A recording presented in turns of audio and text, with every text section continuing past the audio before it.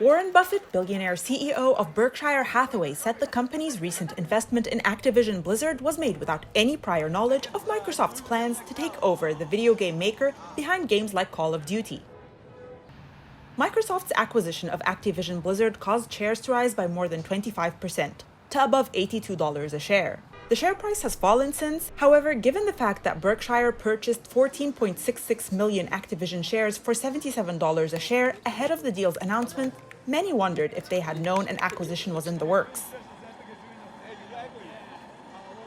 In a letter released by Buffett's office on Thursday, he said purchase was no bonanza of any sort for him or Berkshire. However, he did not specify which investment manager made Berkshire's approximately $1.1 billion investment. Berkshire Hathaway owns nearly 14.7 million shares of Activision, with shares trading at $80.97 at market close on February 17th, down 49 cents, leaving the company with $63.1 billion in market cap and Buffett with a real-time net worth of $113.4 billion, according to Forbes estimates. Do you feel like a zoo animal here? Well, sort of, yeah. And I'm trying to, I don't know whether I'm here.